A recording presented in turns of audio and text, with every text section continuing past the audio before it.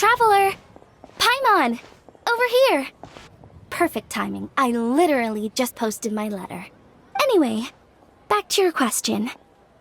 Let me guess. You're probably thinking I predicted the border crisis with some kind of mysterious magic. Well, yeah! Aren't the Lawns of Chen Yu Vale all experts at Chiman divination or something? No, that's simply not true.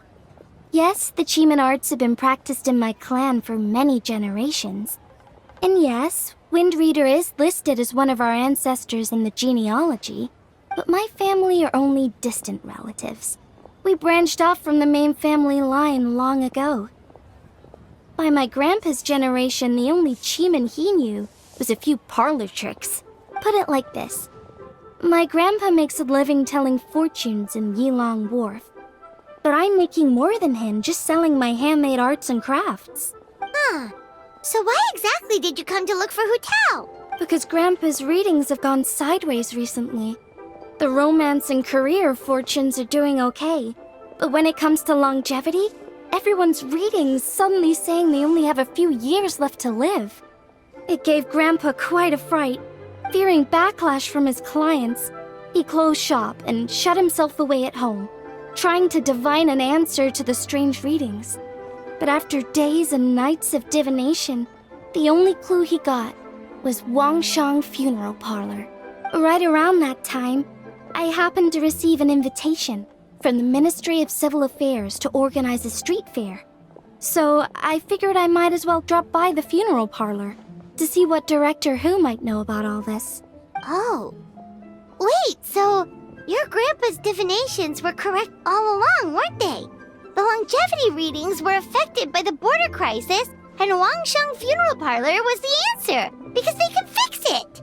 It's certainly looking that way. Apparently every soul in Liyue is now living under the creeping shadow of death. But so far, we are the only ones in the know. Wait, that's the one I left at Miss Ying Art Shop. It's actually a product of genuine Chiman art. It's engraved with an exorcism sigil to absorb inauspicious energy in their owner's place, so they won't come to harm. I had no idea you'd been holding on to it all this time. I guess it was meant to be. You're more than welcome to keep it if you like. When I first arrived at Liyue Harbor, I passed by a large house and felt a chill go down my spine. So I made a rattan figure and gave it to the young master there. Later on, I also sent something similar around to Timaeus, so I made another one and left it at Scent of Spring. Then I followed Director Hu to Wuwang Hill, only to find she disappeared without a trace. While I was searching the area, I found Miss Chi-Chi. She was stuck in some kind of crevice, and she seemed to be blocking something from coming through. When I tried to pull her out, we both got pulled into a cold, dark place, which I soon discovered was the border. We wandered around aimlessly for a while, until we ran into Director Hu. She lit some incense and was burning Feder left and right with a flaming staff. But there was just too much. There was no way she could hope to get rid of it all. Worse still, the Feder blocked off the way we'd come in, trapping us inside. Thank goodness you came to our rescue. Whew, what an ordeal!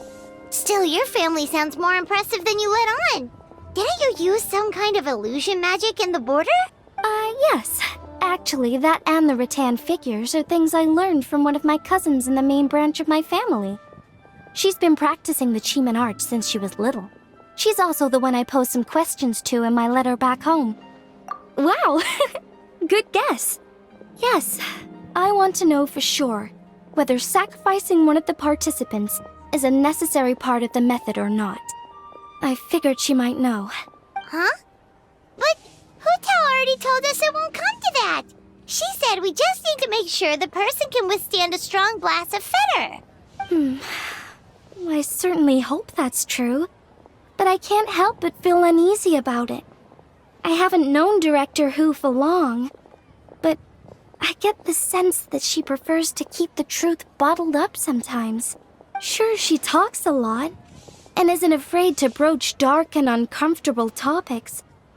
But she really hasn't said much in the way of her own private thoughts. It's like she's already got a plan, and is keeping it to herself. You mean, you think she lied to us? I wouldn't call it lying per se, but remember when the Tianquan asked about the incident at Wuwang Hill from a decade ago? Yep. Hu Tao said that it doesn't have anything to do with what's happening now. Are you saying they actually are related? I just heard that there was a flood. But given everything that's going on, I think it likely had to do with the border as well. That would at least explain the strange weather going on at Wuwang Hill. I remember my cousin saying that around that time, the Wangshan funeral parlor set up an altar on top of the hill. I just assumed it was for a funeral. But now, I can't help but wonder if it was some sort of ritual to try and fix the border.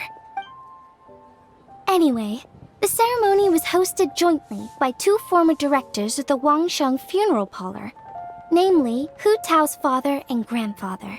Oh, really? Hu Tao's never mentioned her dad to us before. How strange. So you think there's more to the story, huh? Yeah, but since she brushed it aside when the Tianquan asked her about it, I don't see how I can broach the topic. I've only known her for a few days. Huh? You think we should ask her about it? But she's never opened up to us about family stuff before. What if she shuts us out? All right, let's go find her and take it from there.